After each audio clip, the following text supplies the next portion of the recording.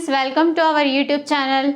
तो आज हम क्या पढ़ने जा रहे हैं? आज का टॉपिक है हमारा सहायक क्रिया। टॉपिक क्या है? सहायक क्रिया।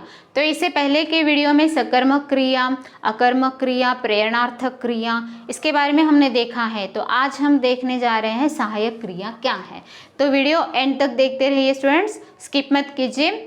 अगर क्रिया से संबंधित कोई प्रश्न आपको आया है, आने के चांसेस हैं, तो सहायक क्रिया से संबंधित क्वेश्चन भी आ सकते हैं। तो ध्यान से सुनिए, एक 5 मिनट्स का टॉपिक है, उतना ही ध्यान से देखिए। तो पहले इसकी परिभाषा देखेंगे। क्या है परिभाषा? जो क्रिया मुख्य क्रिया के साथ मिलकर उसका भाव स्पष्ट करती है उसे सहायक क्रिया कहते हैं। देखिए क्या है डेफिनेशन। जो क्रिया मुख्य क्रिया के साथ मिलकर उसका भाव स्पष्ट करती है उसे सहायक क्रिया कहते हैं। आपको पता है कि मुख्य क्रिया कौन सी होती है?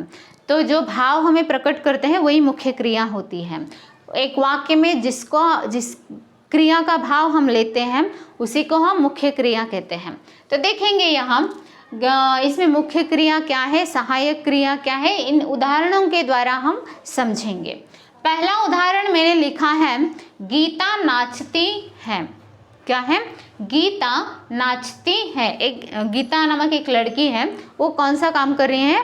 नाचने का काम कर रही है। तो यहाँ आपको कौन सी क्रिया नजर आ रही है? नाचती, है ना? ये क्रिया हमें नजर आई, ये हमारी मुख्य क्रिया है। मुख्य क्रिया है क्योंकि वाक्य देखने से ही हमें भाव प्रकट हो रहा है, कौन सी क्रिया वहाँ हो रही है हमें समझ में आ रहा है। तो देखिए, अगर हमने लिखा गीता नाचती, अगर हमने है नहीं लिखा, है नहीं लिखकर केवल गीता नाचती इतना ही हम लिखे तो इस सेंटेंस का, इस वाक्य का भाव हमें प्रकट नहीं होता है, पूर्ण रूप से हमें ठीक तरह से नहीं दिखाई देता है, वो अच्छा नहीं लगता है वो, है ना? तो इसको, इस मुख्य क्रिया के साथ ये जो क्रिया आई है इस वाक्य का भाव प्रकट करने के लिए, तो इसी क्रिया को कहते हैं, क्या कहते हैं? सहायक क्रिया। क्या कहते हैं? सहायक क्रिया। ओके, सेकेंड एग्जाम्पल देखेंगे। बच्चे बगीचे में खेल रहे थे। क्या है सेंटेंस? बच्चे बगीचे में खेल रहे थे। आपको समझ में आया होगा कि यहाँ कौन सा काम हो रहा है? खेलने का काम हो रहा है। अगर मैंने लिखा केवल बच्चे बगीचे में खेल, क्या लिखा? बच्चे बगीचे में खेल, तो इस वाक्य का भाव पूर्ण रूप से प्रकट नहीं होता है ना? भाव हमें दिखाई नहीं देता है, समझ में नहीं आता है।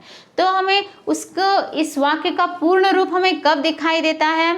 तो इस मुख्य क्रिया के साथ ये जो हमारी क्रिया आई है, आने पर इस वाक्य का भाव हमें प्रकट होता है। मतलब एक सहायता, इस मुख्य क्रिया को एक सहायता देने का काम यहाँ ये क्रिया कर रही है, इसीलिए इसे सहायक क्रिया कहते हैं। ये हुआ सहायक क्रिया। दूसरे एग्जाम्पल में, तीसरा एग्जाम्पल देखिए एक बार।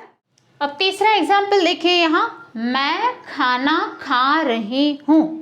क्या है सेंटेंस? मैं खाना खा रही हूँ, ये सेंटेंस है। अब यहाँ कौन सी क्रिया हो रही है? खाने का काम हो रहा है ना? तो ये ये जो है हमारी मुख्य क्रिया है। ये जो खा है ये हमारी मुख्य क्रिया है, और इसके साथ आई है हमारी रही हूँ, ये हमारी सहायक क्रिया होगी। क्या होगी? सहायक क्रिया होगी। कुछ स्टूडेंट्स को डाउट आया होगा, मैडम ये खाना भी क्रिया ही है ना? अब यहाँ ये खा और ये खा, इसमें डिफरेंस क्या है? तो ये भी क्रिया नजर आ रही है, ये भी क्रिया नजर आ रही है। नहीं स्टूडेंट्स, ये जो खाना आया है ये हमारी संज्ञा है। ये जो खाना आया है, जो शब्द, ये हमारी संज्ञा है, और ये खाना जो है, ये खा धातु रूप है क्रिया का, ये हमारी मुख्य क्रिया है। वो आपको समझना होगा कि वाक्य के अनुसार हमें कौन सा खाना संज्ञा है और कौन सा खाना क्रिया है। ओके, वाक्य के भाव के अनुसार हमें समझना होगा। ओके स्टूडेंट्स, आई होप आप सभी को सहायक क्रिया क्या है समझ में आया होगा। बहुत ही छोटा कॉन्सेप्ट है, कोई भी टफ नहीं है और इजी है। अगर वीडियो अच्छा लगा तो लाइक कीजिए, शेयर कीजिए और नए हैं तो सब्सक्राइब कीजिए। Bye bye students, take care.